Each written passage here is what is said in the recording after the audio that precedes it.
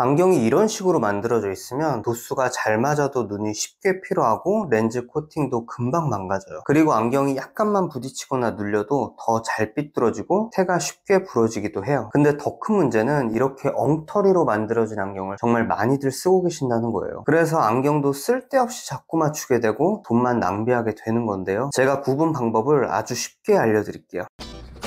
저는 10년 넘게 안경 일을 하고 있는 안경사이면서 우리나라에서 처음으로 안경 실용서를 출간해 베스트셀러가 되었던 사람입니다. 안경에 관심 없으시다고요? 저랑 같이 안경 얘기해보시면 생각이 완전히 달라지실 거예요.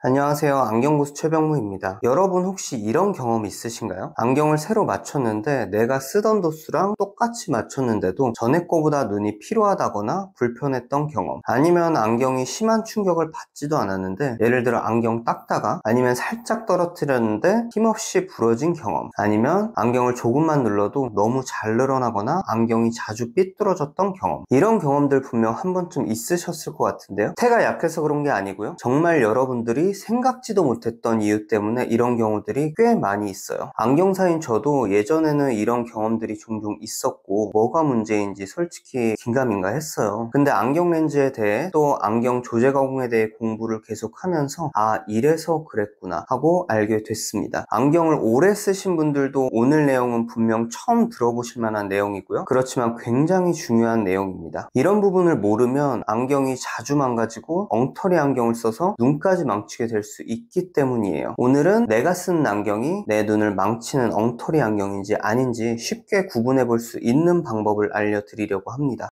일단 새 안경 렌즈는 이렇게 약간 큰 원형으로 나오는데요, 이걸 이렇게 초점을 맞춰서 나머지 부분을 기계로 깎아내고 안경테에 끼우면 안경이 완성되는 거예요. 안경테의 모양과 렌즈 형태를 이렇게 기계가 3D로 읽어내고 그대로 렌즈를 깎아주긴 하는데요, 이 기계가 사실 완벽하진 않거든요. 그래서 기계를 믿고 그냥 기본 세팅 값으로 안경을 만들어 버리게 되면 안경 렌즈와 테가 정확히 잘 맞지 않아서 렌즈가 쉽게 빠지기도 하고요, 렌즈 좌우 대칭이 안 맞기도 하고 모양이 완전히 이상하게 만들어지기도 해요. 그리고 이렇게 렌즈가 더 두꺼워 보이는 뺑뺑이 안경처럼 만들어지기도 한답니다. 그래서 안경 렌즈 가공 기계에 여러 기능들을 활용해서 꼼꼼하게 작업을 해야 완벽하고 이쁜 안경으로 만들어낼 수가 있는 거죠. 여기 겉으로 보기에는 정상으로 보이는 안경이 하나 있는데요, 이걸 왜곡 검사기라는 기계를 통해 렌즈를 확인해보면 한쪽은 깔끔하게 보이는데 다른 한쪽은 굉장히 울긋불긋하게 보이죠. 참고로 한 번 더 말씀드리면 이 안경 겉으로 보기에는 전혀 문제점이 보이지 않는 안경입니다. 이렇게 울긋불긋한 것은 왜 그런 거냐면요, 렌즈가 테보다 미세하게 크게 깎아졌는데 조금 더 깎아서 딱 맞게 만들지 않고 그냥 큰 상태로 테에 어거지로 끼워 놓았을 때 내부 균열이 생긴 거예요. 이렇게 생긴 내부 균열을 정확히 확인하기 위해서는 이 왜곡 검사기로만 확인이 됩니다. 안타깝게도 모든 안경을 다 이렇게 왜곡 검사기로 확인해가며 만드는 안경원이 거의 없어요. 전체 안경원 중에 한 5% 예상하고요, 아마 7-80%는 이 왜곡 검사기 갖고 있지도 않을 겁니다. 제가 운영하는 안경원에 저 외에 안경사님이 4분이 더 있는데요, 모두 경력이 꽤나 있는 베테랑 안경사인데 저희 안경원에 입사하기 전에 다른 안경원 몇 군데서 일을 했었어도 아무도 이 왜곡 검사기를 사용한 적이 없었다고 하니 대충 아시겠죠? 그래서 고객분들이 이전에 다른 곳에서 맞춰 쓰신 안경을 보면 이렇게 내부 균열이 심한 상태로 쓰고 계신 경우를 정말 많이 볼 수 있어요. 이렇게 내부 균열이 많으면 왜 뭐가 안 좋은 거냐면요, 도수가 잘 맞아도 안 선명하게 보이거나 눈이 쉽게 피로해질 수 있어요. 그리고 렌즈가 어거지로 꽉 우겨져서 끼워진 상태이기 때문에 렌즈 코팅이 울었다고 보면 돼요. 당연히 코팅도 금방 손상되니까 렌즈 내구성에도 좋지 않죠. 그리고 안경 테도 테 나름대로 사이즈가 큰 렌즈 때문에 터지려고 하는 압력을 계속 받고 있는 거라 테 내구성도 굉장히 약해져요. 테와 렌즈 모두 항상 24시간 내내 서로 강한 압력을 받고 있기 때문에 작은 충격에도 쉽게 안경이 이렇게 부러질 수 있죠. 예를 들어 나무로 만든 작은 식탁에 100kg, 200kg 나가는 물건이 항상 올려져 있다고 생각해 보세요. 그냥 보통 식탁처럼 음식들만 올려놓으면 평생 쓸 수 있는데 100kg, 200kg 나가는 무거운 걸 계속 놓고 있으면 처음엔 괜찮다가 어느 날 갑자기 힘없이 부러져 버릴 수 있겠죠. 그런 거랑 비슷하다고 보시면 돼요.